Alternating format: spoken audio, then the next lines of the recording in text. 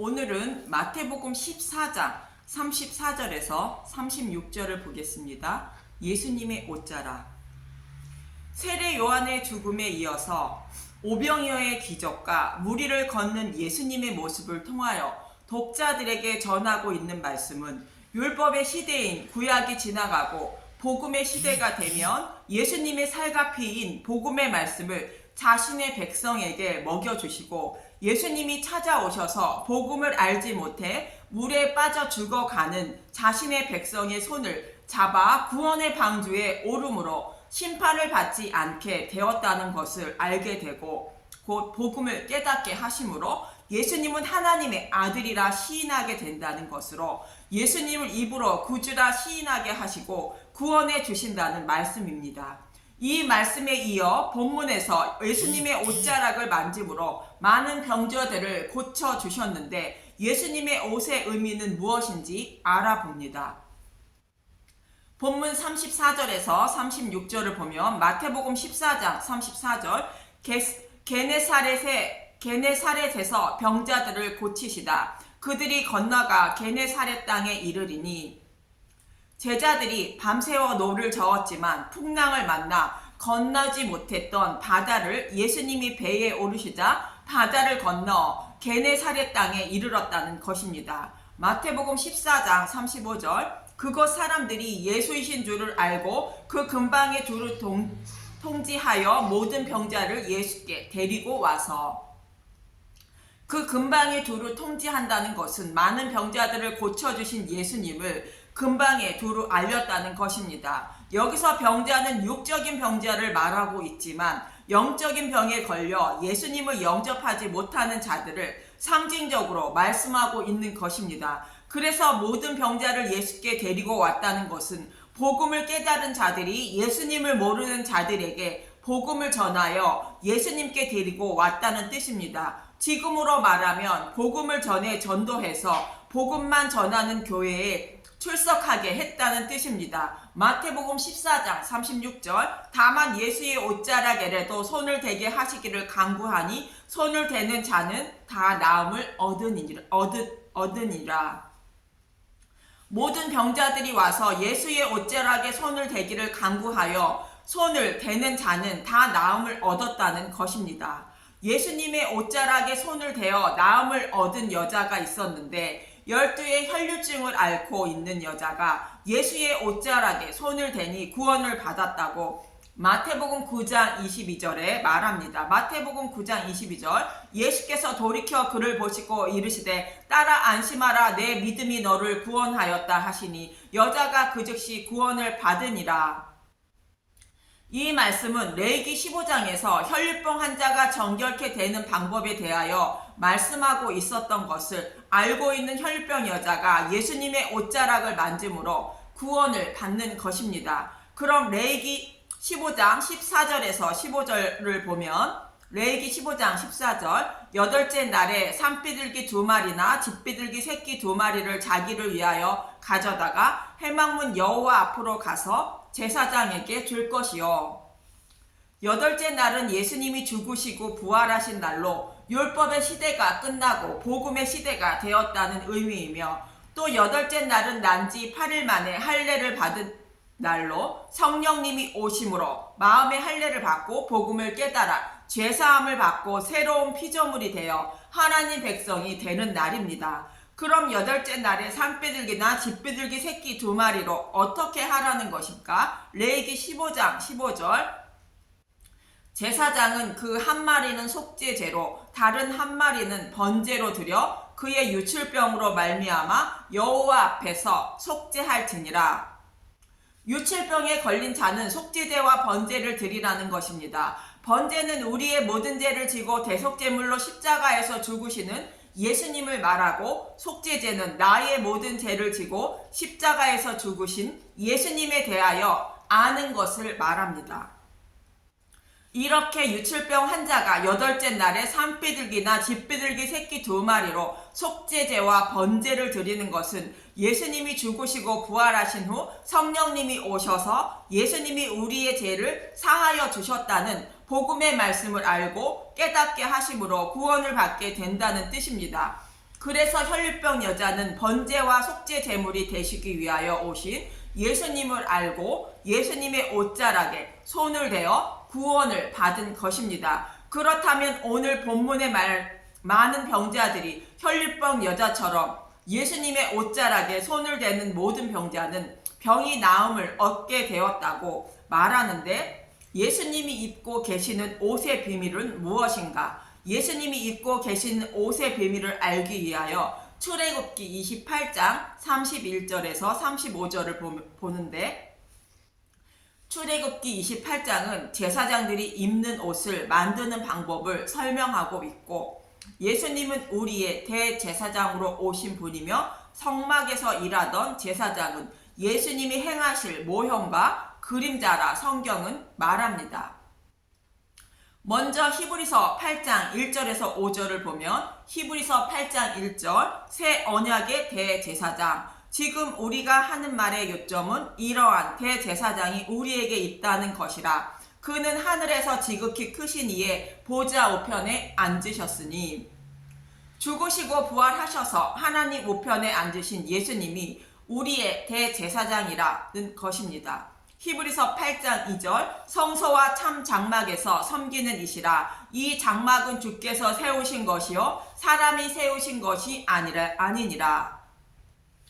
성막에서 드리는 제사의 모습은 타락한 자신의 백성을 구원하기 위한 모형으로 주님이 계획한 것이요 사람이 계획한 것이 아니라는 것입니다. 히브리서 8장 3절 대제사장마다 예물과 제사 드림을 위하여 세운 자니 그러므로 그도 무엇인가 드릴 것이 있어야 할지니라. 히브리서 8장 4절 예수께서 만일 땅에 계셨더라면 제사장이 되니 아니하셨을 것이니 이는 율법을 따라 예물을 드리는 제사장이 있음이라. 히브리서 8장 5절 그들이 섬기는 것은 하늘에 있는 것의 모형과 그림자라. 모세가 장막을 지으려 할 때에 지시하심을 얻음과 같으니 이르시되 삼가 모든 것을 산에서 내게 보이던 본을 따라 지으라 하셨느니라. 타락한 자신의 백성을 어떻게 구원하실 것인지 성막을 통하여 하나님의 뜻을 보여주시기 위하여 산에서 내게 보이던 본을 따라 지으라 말씀하셨다는 것입니다. 그리고 땅에 제사장을 세워 예물과 제사를 드리라는 것은 참 제물이신 예수님이 자신의 몸을 예물과 제물로 하나님께 드릴 것을 모형하고 있었다는 것입니다. 이 모형의 말씀대로 예수님이 예물과 제물로 드려지고 부활하셔서 하나님 우편에 앉으셨다는 것입니다. 이처럼 성막에서 일하고 있는 대제사장의 모습은 예수님의 모형으로 대제사장이 입고 있던 겉옷을 보면 예수님의 옷자락을 만지니 병이 나았다는 의미를 알 수 있는 것입니다. 그럼 대제사장이 입은 옷을 만드는 방법을 설명하고 있는 출애굽기 28장 31절에서 35절을 봅니다. 출애굽기 28장 31절 제사장의 또 다른 옷 너는 에봇 받침 겉옷을 전부 청색으로 하되. 에봇 받침 겉옷은 제사장이 입는 옷 중에 겉에 입는 옷으로 이 옷을 입고 그 위에 에봇을 착용하게 됩니다. 에봇은 다윗이 하나님의 뜻을 물었던 우림과 둠림이 있는 조끼와 같은 것입니다. 그래서 에봇 받침 겉옷이라 말하고 있는데 모두 청색으로 만들라 말합니다. 청색의 영적 의미는 맑은 하늘, 푸른 바다 빛과 같은 색으로 생명, 영생의 의미를 가지고 있습니다. 출애굽기 28장 32절 두 어깨 사이에 머리 들어갈 구멍을 내고 그 주위에 갑옷 깃같이 깃을 짜서 찢어지지 않게 하고. 갑옷 깃같이 깃을 짜서 찢어지지 않게 하라고 말합니다. 성경에서 옷을 찢는다는 것은 사람의 마음을 찢는 아픔과 슬픔을 말하는 것으로 극도의 비통함을 나타내는 말입니다. 성경에서 옷을 찢는 장면 두 곳만 찾아보면 먼저 사사 입다는 암몬을 자신의 손에 넘기시고 내가 암몬 자손에게서 평안히 돌아올 때에 누구든지 내 집 문에서 나와를 영접하는 그는 여호와께 돌릴 것이니 내가 그를 번제물로 드리겠나이다라고 서원합니다. 그리고 입다가 전쟁에서 승리하고 돌아오는데 하나밖에 없는 무남 동료인 딸이 아버지 입다를 영접합니다. 사사기 11장 34절에서 35절을 보면 사사기 11장 34절 입다의 딸 입다가 미스바에 있는 자기 집에 이를 때에 보라 그의 딸이 소고를 잡고 춤추며 나와서 영접하니 이는 그의 무남 동료라.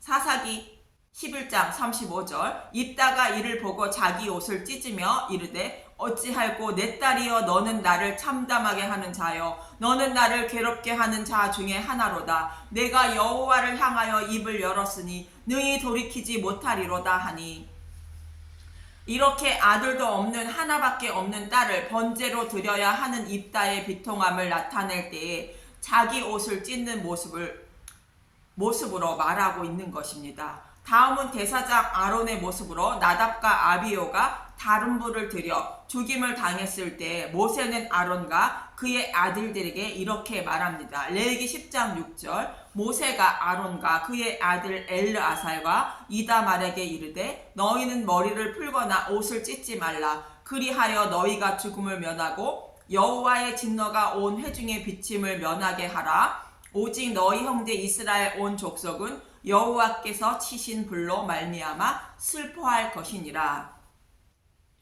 아론은 두 아들을 잃었는데 모세는 아론에게 옷을 찢지 말라는 것으로 비통해 하지 말라는 것입니다. 이렇게 옷을 찢는 것은 마음이 찢어지는 아픔과 슬픔이 있을 때에 옷을 찢는 것으로 제사장이 입는 에봇 받침 겉옷을 찢어지지 않게 만들라는 것입니다. 무엇을 말하고 있습니까? 제사장은 자신의 아들들이 눈앞에서 죽더라도 비통해하지 말라는 것으로 저와 여러분을 사랑하시는 하나님은 자신의 아들 예수가 십자가에서 죽으셔도 비통해하지 않으신다는 말씀입니다.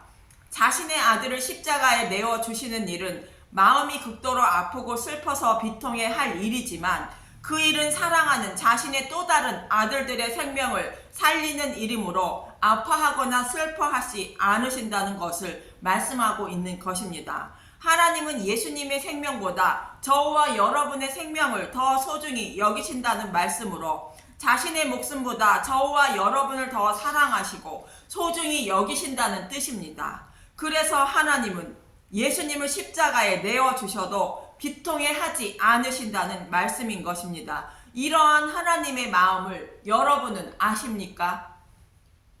그래서 제 제사장의 옷은 찢어지지 않게 만들라 말씀하시는 것입니다. 이렇게 하나님이 저와 여러분을 사랑하고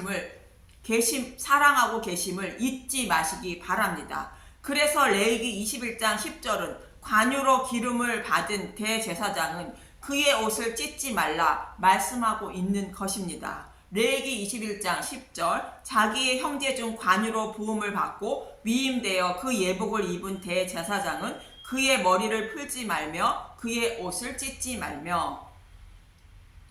출애굽기로 돌아와서 28장 33절과 34절을 보면 출애굽기 28장 33절 그 옷 가장자리로 돌아가서 청색, 자색, 홍색 실로 석류를 수놓고 금방울로 간격을 두어 달되. 출애굽기 28장 34절 그 옷 가장자리로 돌아가며 한 금방울 한 석류 한 금방울 한 석류가 있게 하라.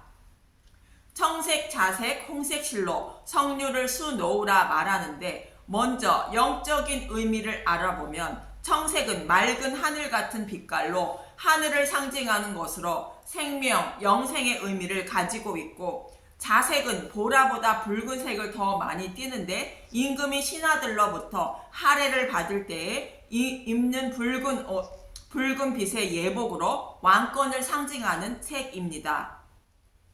그래서 예수님을 십자가에 달기 전에 군병들이 예수님께 붉은 옷인 홍포를 입히고 내가 유대인의 왕이냐 하며 희롱하고 홍포를 벗기고 십자가에서 달았던 것입니다. 마태복음 27장 27절에서 31절을 보면 마태복음 27장 27절 군병들이 예수를 희롱하다 이에 총독의 군병들이 예수를 데리고 관정 안으로 들어가서 온 군대를 그에게 모으고.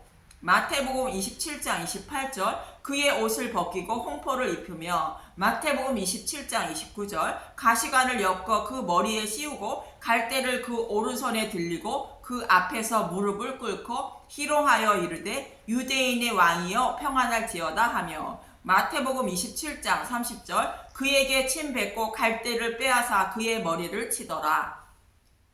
마태복음 27장 31절 희롱을 다한 후 홍포를 벗기고 도로 그의 옷을 입혀 십자가에 못 박으려고 끌고 가니라. 이처럼 자색은 왕권을 상징하고 있는 것입니다. 그리고 홍색은 핏빛 같은 빨간 빛깔을 말하는 것으로 십자가에서 피 흘려 죽으시는 예수님을 상징하고 있는 것입니다. 또 성규는 속이 피처럼 빨간 열매로 예수님이 죽으시고 첫 열매를 맺은 부활을 상징하는 열매입니다. 그래서 이 세 가지 실로 성류를 수놓으라는 것은 저와 여러분의 생명을 살리시기 위하여 영원한 왕이신 예수님이 십자가에서 죽으시고 부활하신 모습을 상징하는 것이 세 가지 실로 성류를 수놓은 의미인 것입니다. 즉 복음의 말씀을 상징하는 것이 세 가지 실로 성류를 수놓으라는 말씀인 것입니다. 그리고 순금은 변하지 않는 금속으로 변함이 없음 또는 변하지 않는 믿음을 상징하고 금방울 소리는 언제나 변하지 않는 맑은 소리를 말하는 것으로 복음의 소리를 말합니다. 그래서 제사장이 입고 있는 에봇 받침 겉옷 가장자리로 돌아가며 한 금방울 한 성류, 한 금방울 한 성류가 있게 하라는 것은 제사장은 다른 소리가 섞이지 않는 오직 변하지 않는 복음의 소리만 울려 퍼지게 해야 한다는 뜻입니다. 그런데 만약 제사장이 일하고 있는 성소에서 복음의 소리가 들리지 않으면 죽임을 당한다고 35절은 말합니다. 출애굽기 28장 35절 아론이 입고 여호와를 섬기러 성소로 돌아갈 때와 성소에 나올 때에 그 소리가 들릴 것이라 그리하면 그가 죽지 아니하리라. 제사장이 일하고 있는 성소에서는 오직 복음의 소리만 울려야 한다는 것인데 그럼 성소는 어디를 상징하는 곳인가? 성소는 하나님이 자신의 백성을 양육하기 위하여 예비한 곳으로 출애굽한 이스라엘 백성이 40년간 양육받은 광야를 말하며 저와 여러분에게는 복음의 말씀이 선포되는 교회를 상징하는 곳입니다. 그래서 교회에서는 오직 예수님의 죽으심과 부활인 복음의 말씀 소리만 들어야 한다는 것이며 그렇지 않으면 죽임을 당한다는 것입니다. 반대로 다른 복음의 소리가 들리면 반드시 죽임을 당한다는 것으로 심판을 받게 된다는 것입니다. 이처럼 구약의 대제사장이 성소에 입고 있던 옷은 왕이신 예수님이 우리의 생명을 살리시기 위하여 십자가에서 죽으시고 부활하신 복음의 말씀만 선포되고 있는 것을 상징하고 있는 것이 대제사장의 옷이며 예수님의 옷인 것입니다. 그래서 우리의 대제사장인 예수님이 입고 계시던 옷은 복음의 말씀 소리를 상징하는 것으로 많은 범죄자들이 예수님의 옷자락에 손을 대면 나음을 얻었다는 것은 예수님이 선포하시고 계시는 복음의 말씀을 들음으로 영적인 병이 치료되어 구원받는 하나님 백성이 되었다는 의미인 것입니다. 사도 바울도 믿음은 복음의 말씀을 들음에서 난다고 말하고 있는 것입니다. 로마서 10장 17절 그러므로 믿음은 들음에서 나며 들음은 그리스도의 말씀으로 말미암았느니라. 이처럼 혈루병 여자도 예수님의 옷에 손을 대니 구원을 받았다는 말씀도 동일한 것입니다. 혈루병은 몸에서 흘러나오는 피가 멈추지 않는 병으로 예수님의 피인 성경의 말씀을 곧 율법을 다른 복음을 아무리 먹어도 몸 밖으로 흘러나오므로 믿음의 열매를 맺지 못하고 있었다는 것을 의미합니다. 그래서 예수님의 겉옷을 만지니 구원을 받았다는 것으로 비로소 예수님이 선포하고 계시는 복음의 말씀을 여자가 들음으로 믿음에 이르게 되고 구원을 받았다는 뜻입니다. 마태복음 9장 22절 예수께서 돌이켜 그를 보시며 이르시되 딸아 안심하라 내 믿음이 너를 구원하였다 하시니 여자가 그 즉시 구원을 받으니라. 이렇게 오직 예수님의 죽으심과 부활인 복음의 말씀을 듣고 먹어야 우리의 영적인 병이 치료되고 믿음에 이르게 되어 구원을 받게 된다고 말씀하고 있는 것입니다. 이처럼 오병이어의 기적과 무리를 걷는 예수님의 모습을 다시 한번 반복해서 말씀하고 있는 것이 본문의 말씀입니다. 구약에서도 엘리야가 승천할 때에 몸에서 떨어진 엘리야의 겉옷을 엘리사가 취하게 되는데, 열왕기하 2장 7절에서 14절을 보면 열왕기하 7장 2정 7절, 선지자의 제자 50명이 가서 멀리 서서 바라보매 그 두 사람이 요단가에 서 있더니, 열왕기하 2장 8절, 엘리야가 겉옷을 가지고 말아 물을 치매 물이 이리저리 갈라지고 두 사람이 마른 땅 위로 건너더라. 요단강은 제사장이 법궤를 메고 갈 때에 갈라진 강으로 예수님이 죽으시고 부활하심으로 물을 가른 강입니다. 그런데 엘리야가 겉옷으로 요단강을 가른 것으로 엘리야의 겉옷은 예수님의 죽으심과 부활인 복음의 말씀을 상징하고 있는 것으로 요단강이 갈라진 것입니다. 열왕기하 2장 9절, 건너매 엘리야가 엘리사에게 이르되 나를 내게서 데려감을 당하기 전에 내가 내게 어떻게 할지를 구하라. 엘리사가 이르되 당신의 성령이 하시는 역사가 갑절이나 내게 있게 하소서 하는지라.